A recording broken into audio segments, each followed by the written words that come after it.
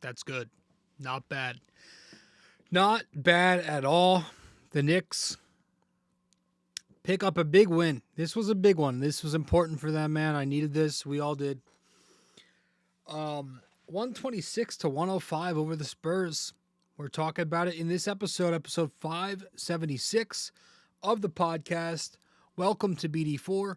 I'm your host, RJ Carbone. Let's get into this shit, man. Let's do it.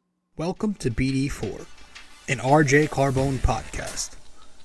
BD4, where there is no better way to get your Yankees and Knicks analysis. We also do MMA. Yanks every series, Knicks every game, MMA on occasion. BD4 is a 5-star show on Apple Podcasts, also available in video format on YouTube and Spotify. So thanks for stopping by, and we hope you enjoy the show. Champion of the world, turning, looking, see ya! Anthony for three. Bang! That one goes down, and the game is tied!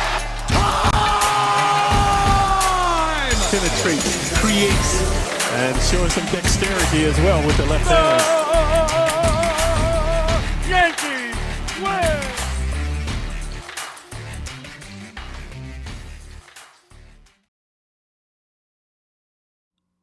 All right.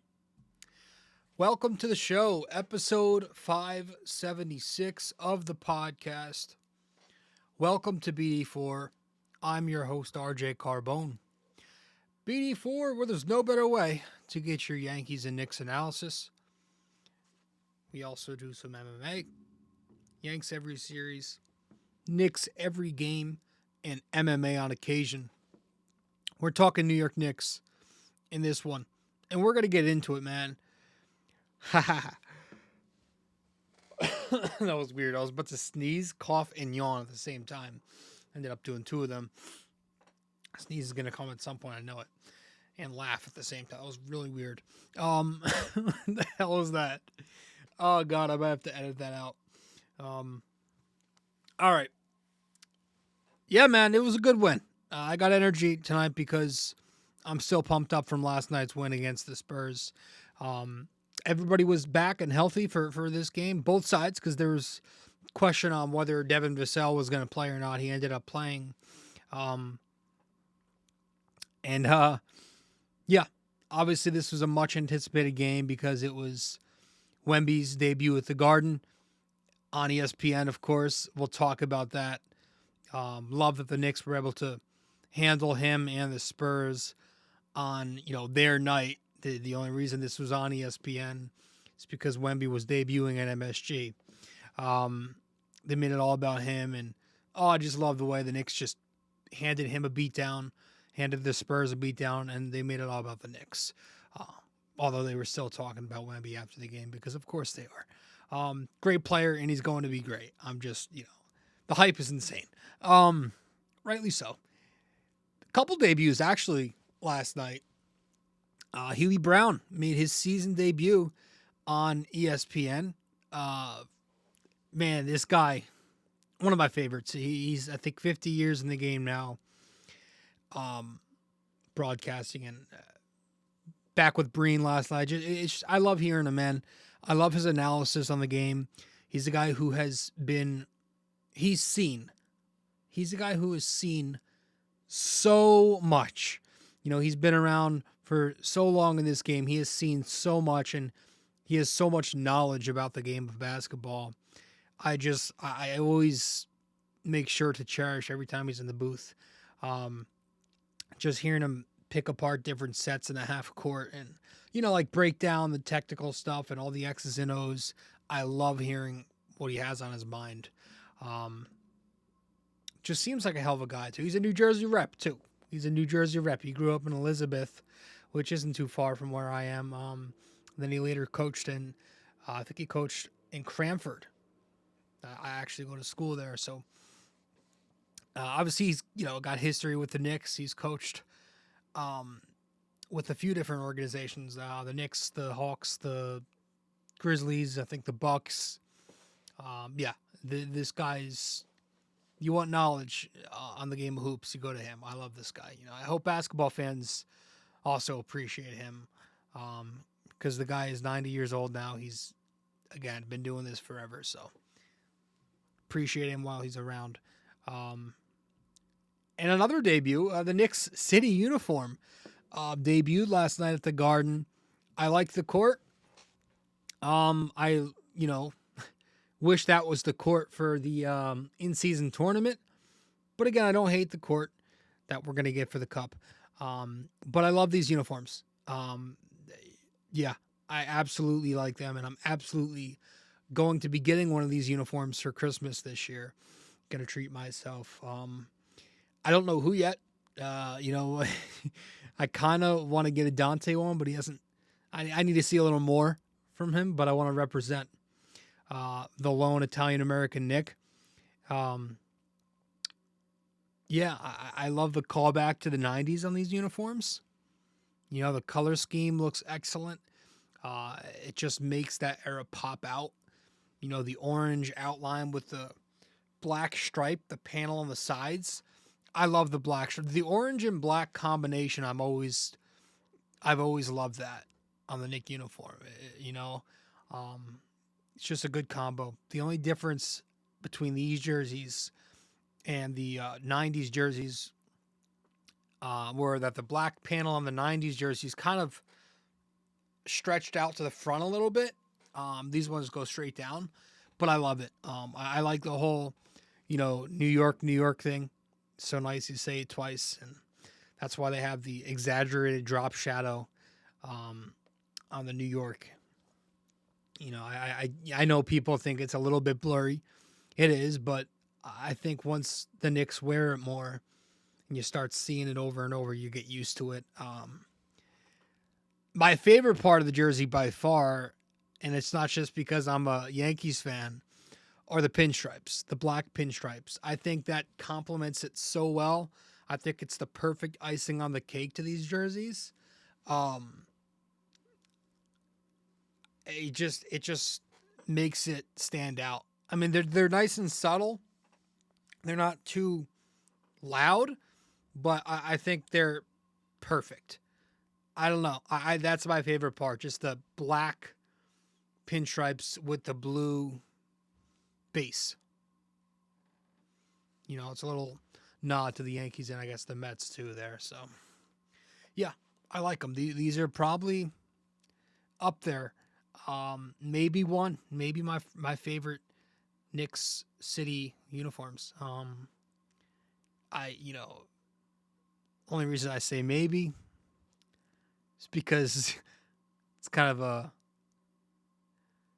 it's people don't talk about the cursed orange jerseys because the Knicks were so terrible in them, but I did love the look of those.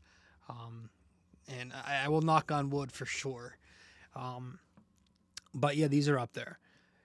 Let's talk about the game.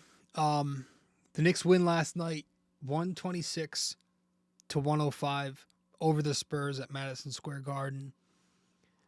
And this one was not in question at all. From the start, the Knicks looked like they had it. Just completely waxed Wemby and the Spurs. Very hot start in the first quarter. They get out the gate very hot. They're holding Wemby scoreless. They're playing fast. They go on this 13-0 run to begin the game. You got RJ and Grimes clicking. They're both knocking down threes. Grimes attacks the basket off DHO with RJ. You get Randle. He finds a few shots to drop, knocks down a three, finishes left out of a pick and roll. RJ knocks down another three a little later. Then you get Brunson. He starts to find it. Pair of free throws. Finish at the basket. He takes a charge on the other end. Quickley checks in as the first guard off the bench. Not Hart. This is about, 4 minutes and change, a little less than 5 minutes to go in the first. Rest of the bench checks in a few minutes later alongside Randle as the first starter with the bench last night. Dante and Quickley knock down some jumpers. RJ checks in for Randle around the 30-second mark, and the Knicks cap off a wonderful quarter with a beautifully executed pick and roll between Quickley and Hartenstein, and they're up 17 points after one. Second quarter, they stay hot. Some very good sequences in the period. RJ to Hartenstein early on, attacking Wemby at the basket. Hartenstein finishes with the N1. Wemby airballs, I think for the second time early on in the second quarter. This one wasn't even close. Quickley gets a few more baskets to fall. The Knicks go up 21 points. Pop calls a timeout. A little later near the end of the half, Brunson gets very hot and drills 3 consecutive three-pointers. Spurs start, I would say, in like the final 6 minutes or so, they start cutting into the deficit a bit. And at the time, it was a little worrisome because the Knicks they stopped playing defense.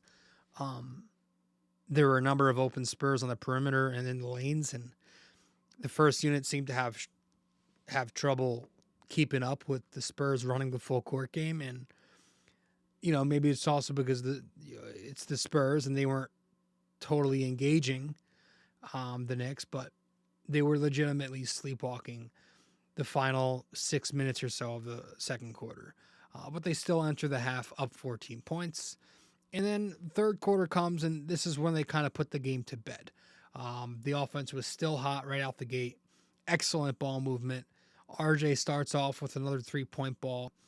There was another one he missed, but Brunson made a great pass from under the basket that will probably go unnoticed now because it's not on the assist category. But Brunson pulls up in the mid-range area, knocks it down, and then it's Brunson to Grimes for a 3-point ball. All of a sudden, the Knicks are back up by 20 points. After commercial break, they pile it on. They go on this 9-0 run to go up 29 points. Randle's making a number of nice plays. The elbow fadeaway. He finishes off the glass, and then he finds RJ in the corner for a 3.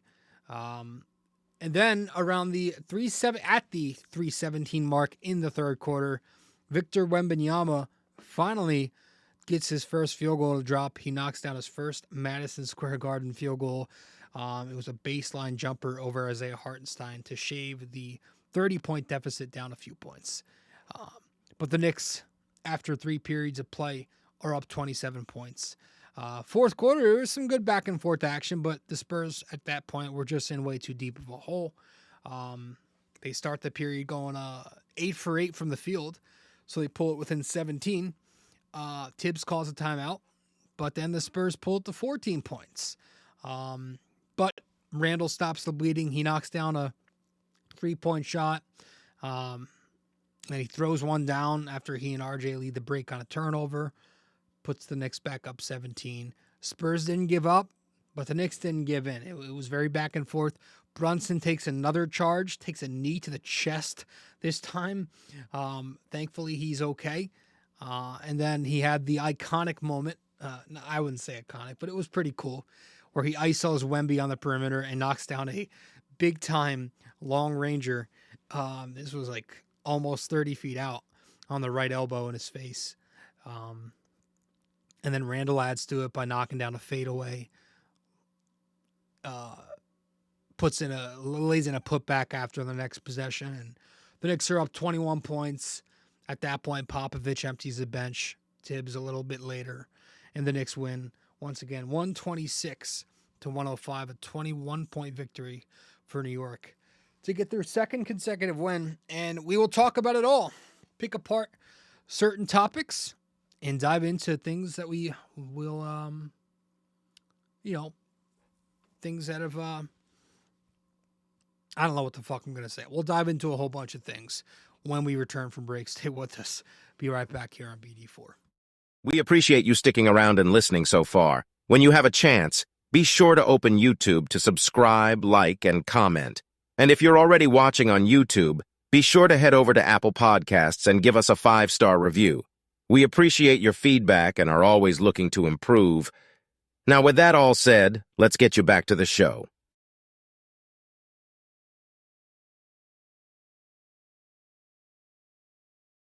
You can also find us on social media. If you'd like, you can follow BD4 on Facebook, and we're at BD4Pod on both Instagram and Twitter. We appreciate you helping us grow more and more every day. Let's get back to it.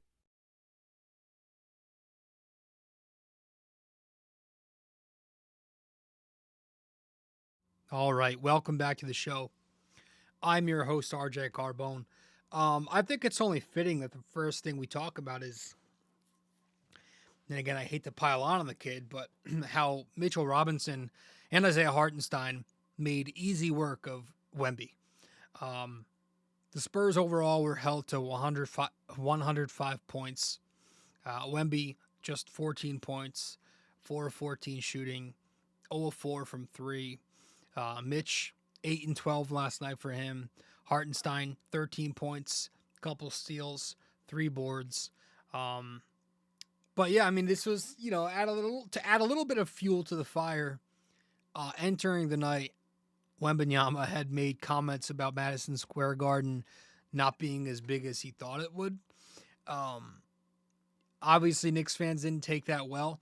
I didn't love it, but whatever. It's part of the game. It makes it fun. But they call that poking the bear, and Madison Square Garden certainly let him hear it.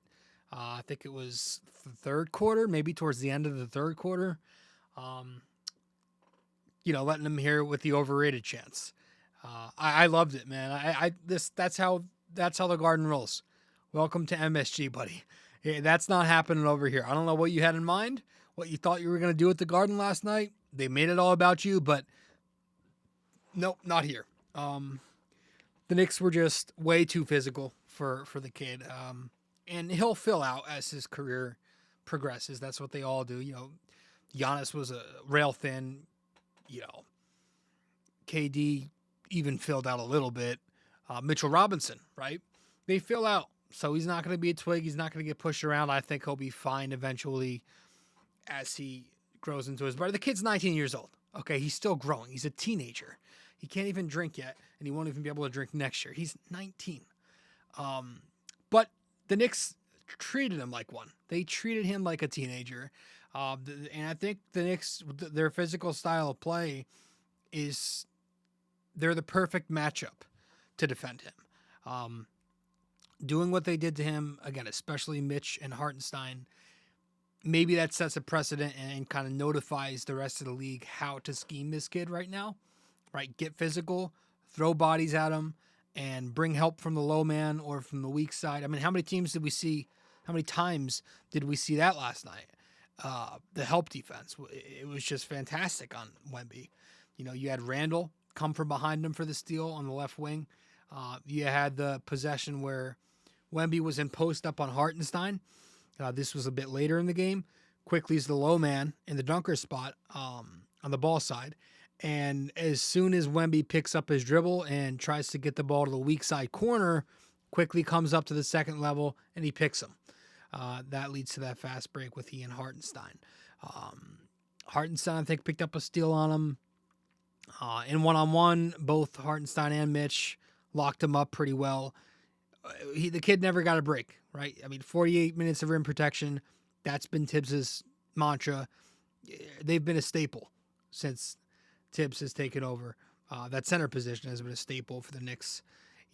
Mitch and Taj, Mitch and Noel. Now it's Mitch and iHeart. That's not an empty mantra. There is definitely truth to that. If there's one thing Thibs has brought to the Knicks, it's rim protection for sure. Hartenstein held his own, even on the perimeter and one-on-one.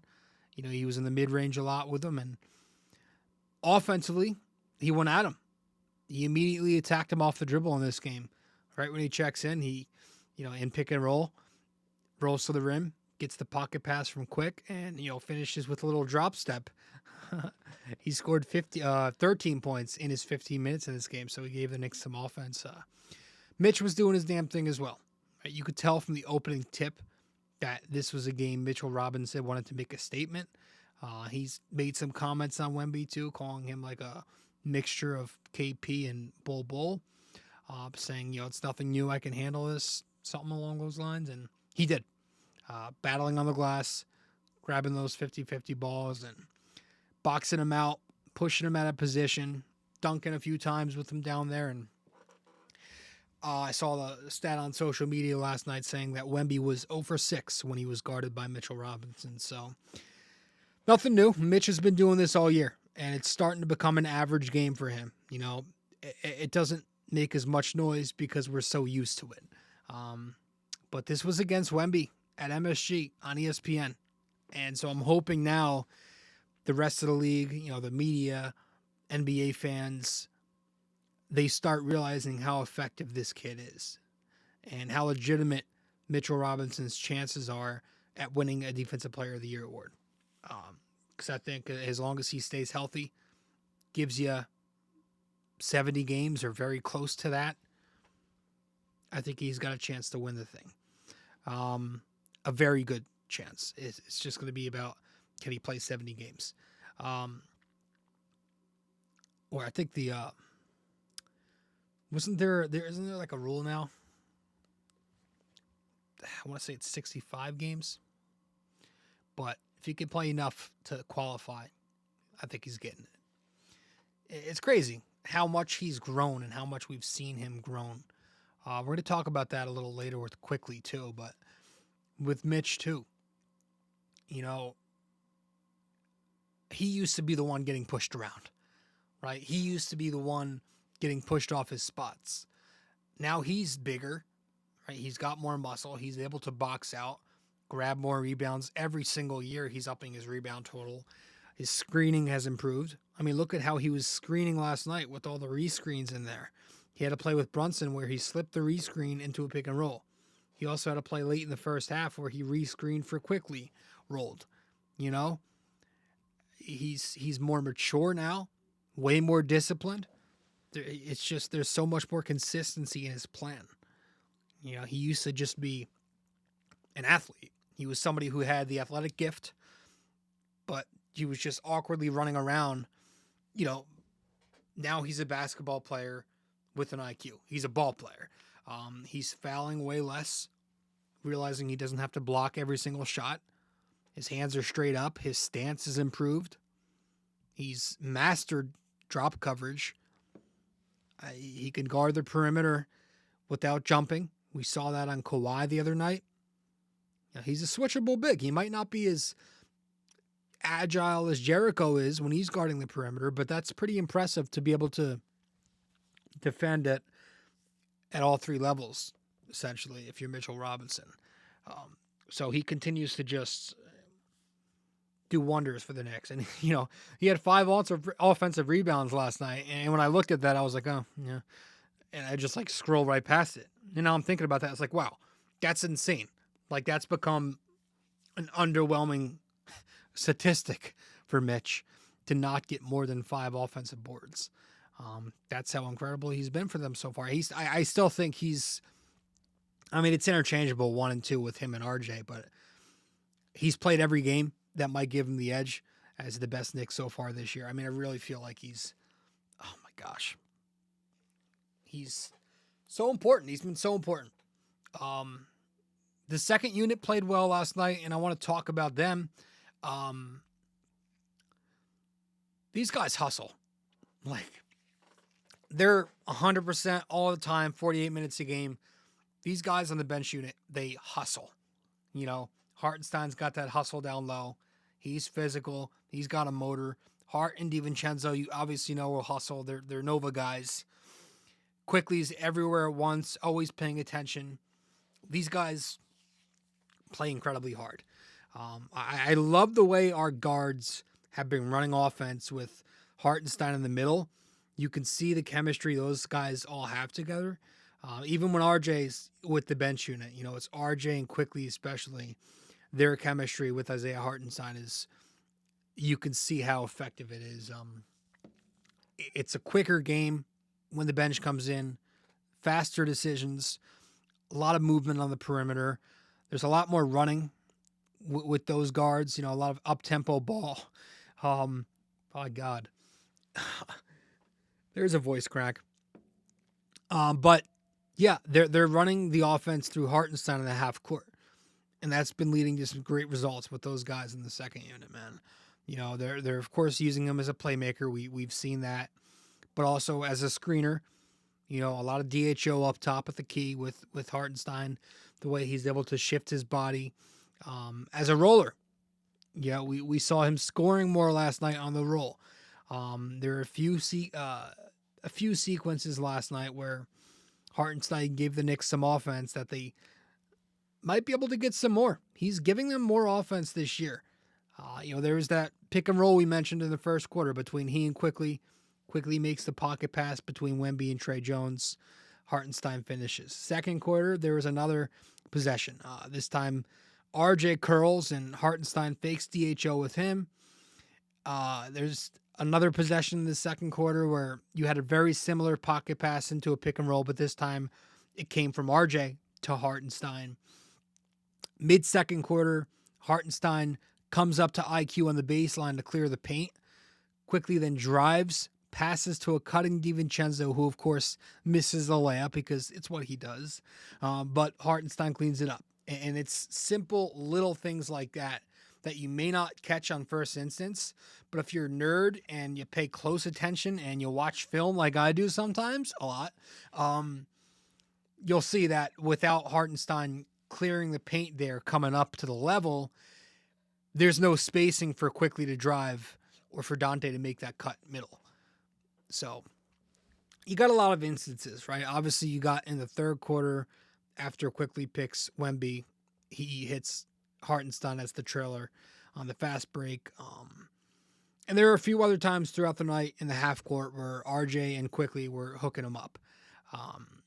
And even Dante plays well with those guys as well. I mean, it was a quiet night for him last night, 1 of 6, but I think he's going to work very well with Isaiah Hartenstein in that bench unit because DiVincenzo is a great cutter, right? He's got a lot of off-ball activity, and Hartenstein's obviously a very good passer. He's really good at finding cutters from the high post. So I think that's the perfect complement. They actually ran a 2-man action together last night from the left wing. The shot didn't fall, but they've got good chemistry as well. You know, the process is always there between the two. You don't want to leave Dante out because the second unit as well. I mean, even Hart for the matter. Again, he wasn't crazy good last night, but he's obviously going to help more in the fast break with his rebounding and his ability to jump the passing lanes like he does. And you know, maybe this is a reason with how fast the Knicks play and how versatile the second unit is. Maybe that's a reason to be a little less pessimistic about the lack of size on the bench, you know, because they can outrun certain teams. They can play good defense. They rebound and they can run. They won their last 2 games because of how well they've played in transition. So maybe that's something to keep an eye on. Maybe we shouldn't be as concerned as we are with the size. We'll see as the season goes along. You know, at the end of the day, we are in 2023, so it's more of a modern, small ball, positionless era. So we'll see. It's definitely optimistic seeing what the bench is doing these last 2 nights. Just all around basketball. And Immanuel Quickley has been a big part of it, and that's why I'm handing Immanuel Quickley a game ball last night off the bench. Bing bang. Yeah, Quick was great last night. 19 points, 47% from the field, 5 assists, no turnovers, and a steal. First of all, like we were saying, how Mitch's development has been a pleasure to watch, you know, him grow up before our eyes. How much Quickley's improved at the first 2 levels is amazing to me. Because I remember his rookie season 3-4 years ago, whenever it was, this was a kid who used to be floater or bust as soon as he got inside the 3-point line. Now he's added an elbow jumper in the mid-range. He loves that hop jumper. You know, he's got a nice layup package to go with it, too. He had the blow-by finish on Branham in the second quarter. He had the give and go with Mitch where he finished high off the glass. He had another one with Mitch where he finished a little too high off the glass, and it looked like it was like a lob off the glass to Mitch, but it wasn't. But he's done a really nice job of developing an inside game, a mid-range, an actual layup package, and he still uses the floater, and he's got the three-point shot. He's done a very nice job adding versatility offensively. Really nice to see him continue to run pick and roll as well as he does. With Mitch, with Hart, it's extremely effective. The way he's able to snake in and out of them and find open pockets. It's such a methodical style.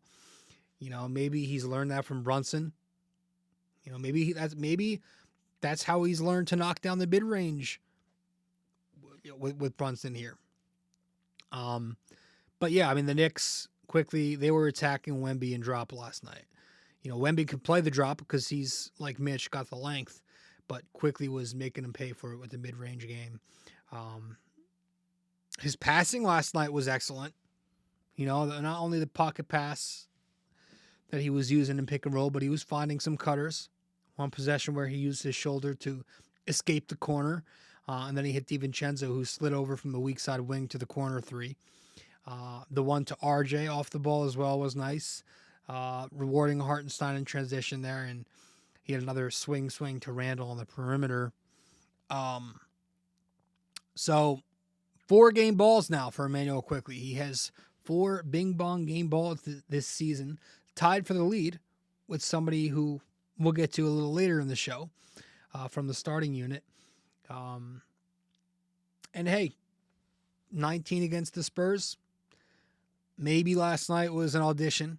The Spurs, with all their cap space and their point guard situation right now, they've got Sohan kind of running a point forward, Draymond Green type of role for them. So maybe they're looking for a point guard with their cap space in the offseason, and Quickley's trying to get paid. And this, it helped. And I want to talk about the minutes distribution in a little bit when it comes to Quickley, because I kind of want to bunch that in a different category. Grimes. We'll talk about Grimes because I want to say something about Quentin Grimes here. So, with the offseason noise about him and JJ Redick working together and trying to get him featured in half-court offense more, the last couple episodes I've kind of been saying it's probably not going to be what we think. In fact, what you saw last night, that's probably going to be your average Quentin Grimes night. And he was good too. He was good, but I feel like people are expecting him to be a star. People are expecting him to just start dropping 18 to 20 points per game. Even 15, I feel, is a little unrealistic. Not that he doesn't have the talent to, maybe not, but I think it's just the pecking order, right? It's RJ, it's Randle, it's Brunson, it's Quickley, and obviously not in that order. I do think he could, of course, become more aggressive and work on that. We've spoken on that, and there are just too many mouths to feed on this team, But I think what you saw last night is what you're going to get more times than not. Okay, you're not going to get a bunch of 24-point games. You're not going to get a bunch of 4-point games. I think more times than not, you're going to see 8 points, 3 of 5 shooting, 2 of 4 on the arc. That's what you got last night. Low volume, but high efficiency. And if he plays like the way I think he can play, I think that's across a full season, 8 to 12 points a night on 40% 3-point shooting. I think that's what he's going to give you. And I think we have to accept that. Especially with what he's asked to do on a nightly basis. Knock down threes, but also guard the toughest wing on the other end. And I think the Knicks will figure it out. I liked how he played and the way the Knicks featured him last night. He just looked very aggressive out the gate. You didn't really see any pump fakes off of a catch. He also had that 1 3-pointer where he didn't hesitate to rise up. I think Zach Collins, who's a much larger defender, much larger player than Grimes, he was closing out on him, but Grimes rose up and he took the shot. That's something we obviously need to see more, because he's got the quick release, right? We've seen in the past, even against Milwaukee, where he has a guy like Lillard on him who's way smaller than him, a guy he can handle, but he passes off, right? He doesn't really take advantage of it, doesn't exploit it. I liked how the Knicks, again, featured him early, but I like that they fed him looks in transition to get easier baskets. The defense isn't always set when you hit him on the break, so he's got way more of an open three-point look, which is obviously what he's more comfortable with. So the defense is still trying to get set. You hit him on the break, and he was using that to his advantage last night. I think at least 2 times where the Knicks found him for 3 on the break there. So while we just talked about Quickley, while we just covered Grimes, this is where I want to start talking about the minutes distribution and Tom Thibodeau. Talk a little bit about that as soon as we return from our second break here on the show of episode 576. Stay with us. We'll be right back in a few seconds. If you have time in the day or maybe just prefer old-fashioned reading over listening, then you can always follow along and subscribe to BD4 Blog by going to BD4blog.com. We're not on there as often, but when we do post, it's just as entertaining, opinionated, and passionate as we are on this podcast. Thank you so much. And let's keep on with the show. All right. Welcome back to the show. I'm your host, RJ Carbone. The Knicks waxed Wemby and the Spurs at the Garden. So, Thibs did a great job last night. I liked the game that he coached. I liked the plan on Wemby, as we've said. I liked having the Knicks push the pace like they did. I loved how it looked out there. Let me rephrase it. I loved how it looked like they were trying to make a more conscious effort to get Mitch some reps. At least in the first half. You know, you had Quickley running pick and roll with him, Randle running some pick and roll with him, Grimes was even running some pick and roll with Mitch. Of course, RJ. Mitch had 4 field goal attempts in the first half. Didn't have any in the second half, but he did finish the game with 6 free throw attempts. And people, you know, they forget sometimes, you know, while the Knicks and Thibs and Brunson needs to do a better job of finding Mitch, Mitch could be averaging 10 points or more right now if he simply knocked down a little bit of his free throws, you know. But because he's a 50% shooter at the line and not a 65% shooter, which I think anybody would sign up for, he's not giving you 10 points or more. But I liked the game that Thibs coached. The only complaints that or not complaints right now, but things I do differently. You know, one of Tom Thibodeau's bigger flaws is that he sticks with guys too long, to a fault sometimes, and not adjusting, right? And we knew this would be a conversation this year, right? I mean, in all of our off-season episodes, we've had a couple of them, but in all of our preseason episodes and even some of the episodes early on this season, the guard rotation, right? We've said that since there's a logjam there will be criticism when it's fair, when it's not fair, on Thibs' substitution patterns and his minutes distribution regarding the guard rotation. Well, Grimes started this game very well. He knocked down shots throughout the game in rhythm. Only had 19 minutes. You know, while again, Josh Hart, Dante DiVincenzo, who've been very off and on this year, both of them, continue to get more run than him, especially Hart. You know, with Quickley, he has by far been the best Knick off the bench. Arguably, he's been their 3rd most consistent player to start the season, right? You could say that. RJ, Mitch, and then Quick. But we're seeing a ton of Josh Hart right now. And I get it. Tom wants size. Like the other night in Milwaukee, the 4th quarter, I get that one. But I do wish sometimes Tom Thibodeau would go away from just matchups and stick within the flow of the game with what is working right now, right? And it's not like Quickley's a dud out there defensively either. You lose size, but he's a great defensive player. In the point of attack, off the ball as a helper, he can rebound well for his size. I just feel like he should be seeing 30 minutes out there with as impactful as he's been, getting this team where they are. So that's my only complaint after this game is I wish they were a little higher up, those two, in the pecking order in terms of minutes, especially Quickley. Like we said, Grimes is going to have a tough time getting touches. We get that, but Quickley, they're really as your sick. I mean, the guy was so close to winning Sixth Man of the Year last year. I feel like he needs to be getting 30 minutes.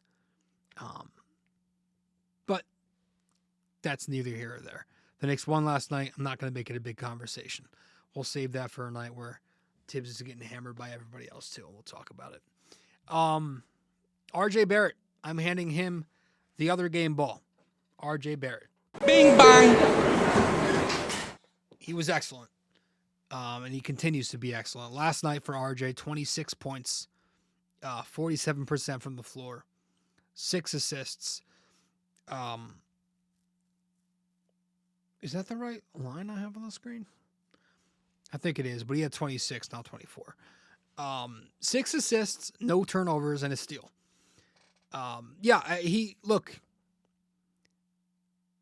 There's not much to say that we haven't already. He's given you a lot.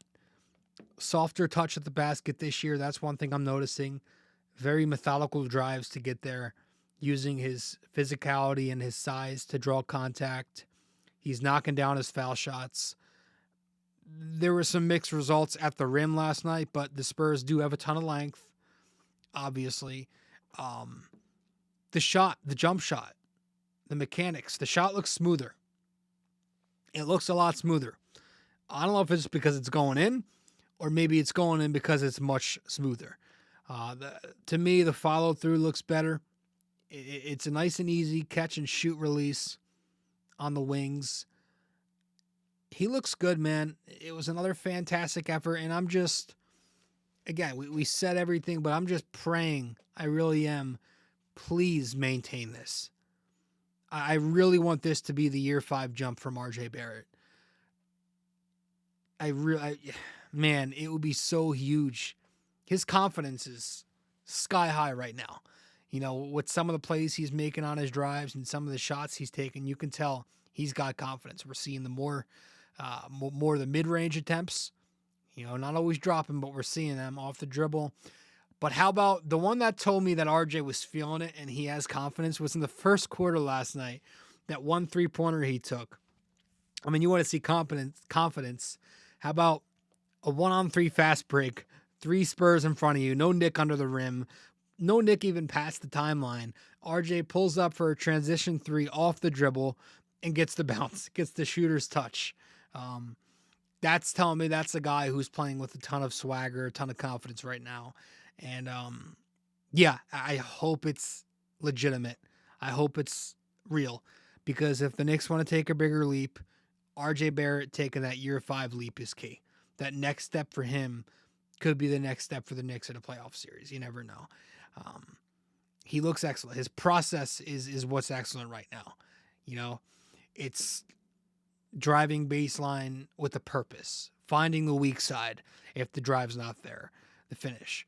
A lot of hockey assists in there too that don't go on the stat sheets. The blinders seem to be off. He's reading the game. He's picking his spots more effectively. He's seeing the court, reading the defense. He looks very good. I actually think that 3-point shooting is going to tail off a bit. That's probably going to go down. He's not a 40% shooter on his threes, but I think with how good his process has been inside the arc on his drives, that his 2-point numbers might actually see an increase. I think that's what you're going to see increase. I think the passing is a reason he's been so efficient. It's been so nice to see from him. Again, 6 assists, 0 turnovers. That's excellent. Made a nice driving kick to Grimes last night. He got Randle going. He hit up Mitch. Playing well with the second unit. Him and Quickley passing. I mean, he's got great chemistry with a lot of guys. It would just be great to see. Again, it's not everything, but it would be really nice to see next to his name 4 or 5 assists per game. You know, it's going to help with his shooting percentages. The more he passes and when he's supposed to. Trust the pass. Of course, again, assists are not everything. They're not close to being everything because it's just the decision-making right now from RJ Barrett. That's what's opening up other opportunities for the Knicks. It's how he's reading the floor. It's the patience, the cadence when he's going off the dribble, the tempo that he's got. You could see, he just looks so much more comfortable. And I hope it's legit, man. I'm not buying it yet, but I hope it's legit. He's playing well off the ball too last night. That one play, I think we mentioned it a couple times already, but Quickley picks up his dribble, gets trapped near the low block. RJ curls from the strong side corner, cuts into space, and receives the pass from Quick, finishes with a floater. You saw a little bit of off-ball activity in the Clippers game from RJ as well. So, the defense, shout out to him for continuing to play some defense. That's not being talked about, but it's looking good. Some issues in the past have been his engagement, but he looks engaged off the ball. He's not ball watching as much, which was a problem for him. He also usually has trouble navigating screens, and while he's not been perfect there, there's definitely been improvement. The pick and roll defense looks fine, and his rotations to me have been great. He's communicating. He's picking up his teammates too if they miss an assignment while helping. RJ's there to rotate up. Again, I'm not buying in yet. That might be pessimistic of me. I don't think so. It's 6 games, guys. I would like to see this for at least a month before I confirm that he's taken a leap. I'm encouraged though. I am encouraged, and I'm slowly gaining more confidence. What tells me that maybe this could be a jump is that he looked like this in the playoffs last year too, right? He looked like this in the summer with Team Canada. And we brought this up before about RJ. What's different this year is he knows where he is in the pecking order now, right? Not like in his first 4 years heading into each one of those seasons, he didn't know what number option he'd be. Am I going to be 1, 2, 3? Am I going to be pushed to 4? This year he knows I'm the number 3 guy. Maybe that's helping him. And, fun little stat that I saw last night after the game on Twitter. The Knicks are 4-2 with RJ in the lineup this year. They're 0-2 without him. That one actually makes a ton of sense because we did see how much we missed RJ in those 2 losses. His size, and I can't believe I'm saying this, but his floor spacing, we actually missed a lot too. But it makes you think, could the Knicks be 6-2 with RJ, with the healthy RJ for all 8 of these games? Maybe they're 6-2. Maybe they're 5-3. But yeah, there's a good case to be made that they could definitely have at least 1 or 2 more wins had he been healthy for those games. But looks great. And again, for the 18th time, I hope this is legitimate, but I'm not sure yet. How about the bounce back from Jalen Brunson? Jalen Brunson, it was a nice game from him. I wouldn't call it a great game, but it was a nice bounce back from him. 25 points, 6 assists, 5 of 8 from the 3.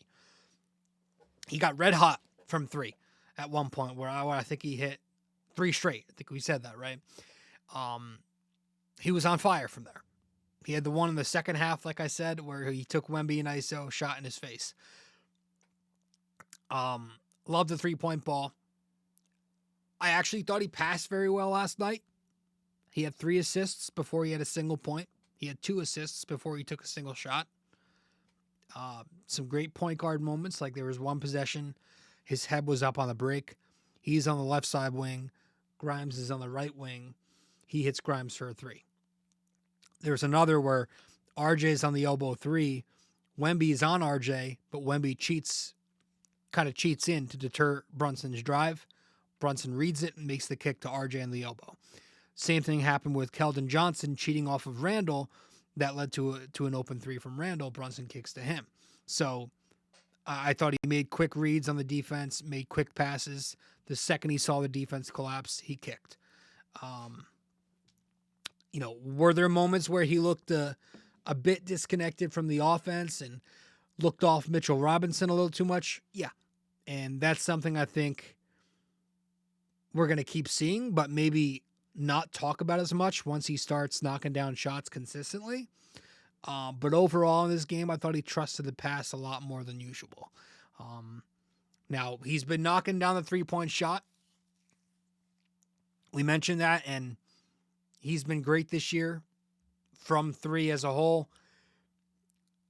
The three-pointer was actually my concern heading into the season. Not so much the accuracy, but his ability to remain that accurate on a higher volume. I didn't know if that was going to be sustainable, but he's 43% on 6.1 attempts this year. Last year, he was 42% on 4.7 attempts. So it's at the first two levels right now where Brunson continues to struggle. The mid-range game, at the basket, the floater, still not there. And it's a little bit concerning that we're 8 games in now. We're 8 games in, and he still can't find it from there. It's a little concerning to me. I would have hoped that he found it by now. But at the same time, what helps keep me grinded is inside the arc. This is where he's historically made his living during the course of his career. That's been his bread and butter. It's where he's been so successful in the past. You can go dig into his numbers. We're going to dig into them right now. But his 2-point percentage is over 50% every single year of his career. And if you dive deeper into the numbers, in his rookie year, 38% mid-range, 65% at the basket. Second year, 47% mid-range, 62% at the basket. Third year, 51% mid-range, 71% at the basket. Year 4, 47% mid-range, 67% at the basket. And then last season with the Knicks, 47% mid-range, 59% at the basket. So 5 consecutive years there where he's been pretty good in the mid-range and pretty good at the basket for a guy of his size. So that right there helps me believe that this might just be a slow start and that eventually law of averages will come into play. And he's also getting you his spots. So it's not like he's having trouble getting open looks. The open looks are there. They're just not falling. So at that point, it could just be unlucky missing. But again, there is some concern with him, having all that success in Dallas, Texas, not really catching a bunch of people's attention. And then he comes to New York City, plays in Madison Square Garden, gets all this media attention now, attention around the league. The scouting reports are out. The defenses are making it tough. We'll see. I still, again, slight concern, not worried, not full out worried, not panicking, none of that. Just want to see it soon. Took 2 more charges last night, by the way. So his defense, as we discussed last show, continues to be a bright spot early on. He leads the league with 8 charges drawn. So he's got 8 charges in 8 games. That's awesome. That's what you do. You're a smaller guy. You're not going to be the greatest defender because of that. Find ways to make impact. And that's what he's done. So Brunson's been good. Randle strung together 2 good games now. 23, 16, and 5 last night. Like Brunson, he was 8 of 19. 2 straight games where Randle looks like he's much closer to the guy from last year versus the guy from 2 years ago. Rebounding, pushing the pace, grab after rebounds in transition. In the half court, doing his thing by working the inside-out game, getting to the basket, downhill, drawing contact, but also taking some mid-range and some three-point ball. Playing more of that 4-5 pick and roll with Mitch last night. Thibs is kind of making that a staple of their offense, and I don't hate it at all. Get the drop defender, backtracking. That's what we want. He had some mixed results at the basket last night, forced some shots over bigger defenders. That one awkward-looking mid-range where he faded away when he picked up his dribble. But all in all, he got his points, he got his whistles, and he's just got to start knocking down those free throws because, my God, with as much as he gets to the line, you can't have him shooting 60-something%. But I think it's safe to say that Randle's going to make a return. I think he's back. Again, in the grand scheme of things, I'm going to bitch and moan, but Randle's a good regular season player. It's later on. It's the defense that we sometimes bitch about. It's the shot selection that we sometimes bitch about. But at the end of the day, he is going to help you in the regular season. So I think he's back. And that's it, really. We'll give our final thoughts, talk about what's to come next when we return from break here on BD4 episode 576. Stay with us. We'll be right back. Studio 69 Productions is a podcast production agency created by Leo Rodriguez to allow content creators to market their podcast. It's an online platform that will market your podcast or any other project that you're working on. Get in touch with Leo Rodriguez from Studio 69 Productions. You can find Studio 69 Productions on Instagram at Studio 69NJ. Studio 69 Productions, where dreams are heard and born.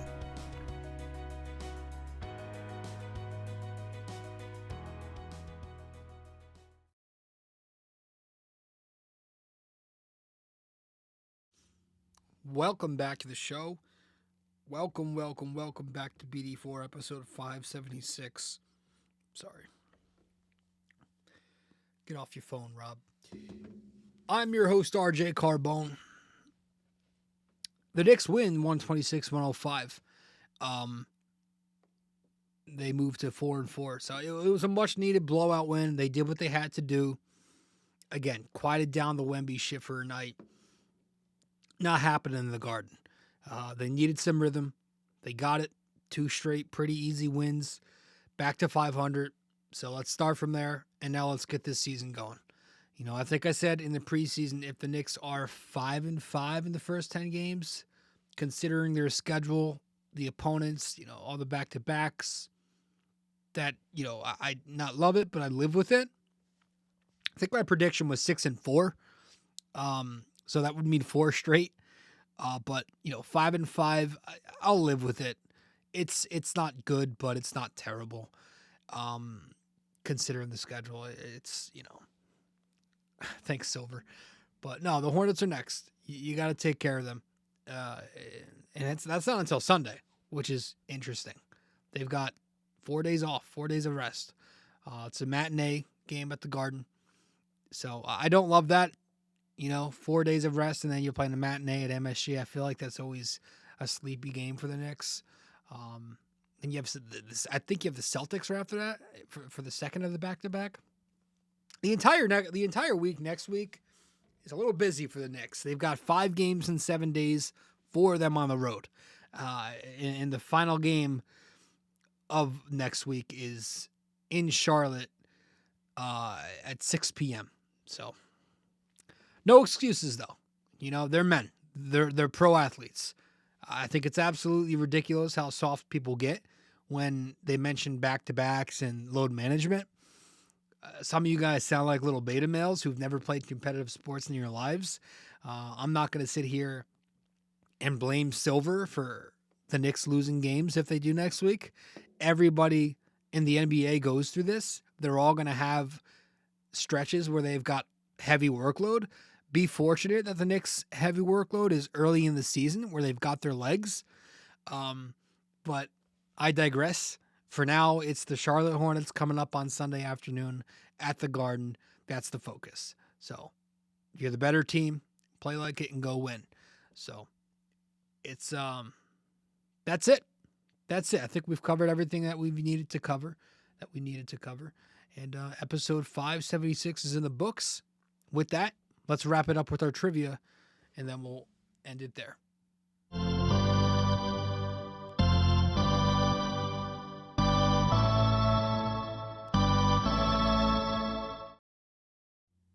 All right. Welcome to our trivia for episode 576 here. Our NYY-NYK-MMA trivia question of the day is, who were the 3 Knicks to win Rookie of the Year? Who were the 3 Knicks to win Rookie of the Year? So let me know the answer wherever you can reach me. And if you get the answer correct, I'll give you a shout out in the next episode. But that's it for episode 576. Who were the 3 Knicks to win Rookie of the Year? Guys, I will see you in the next show. The Knicks win. The Knicks waxed Wemby and the Spurs at the Garden last night, and it felt good. Excited for the next game. It sucks that we got to wait a little bit now. It's a weird little break, but that's it. Thanks, everybody, and I'll see you the next show. Later. This episode was brought to you by Anchor. Hey there! If you stayed the entire way through, we thank you immensely for it. We hope you enjoyed this podcast and that you come back for the next episode real soon. Don't forget to like, subscribe, comment, download these episodes, and share them with your friends as well. BD4 is a 5-star podcast simply because of you, and we'd like to keep it that way. Have a wonderful day. Go Yankees, and go Knicks!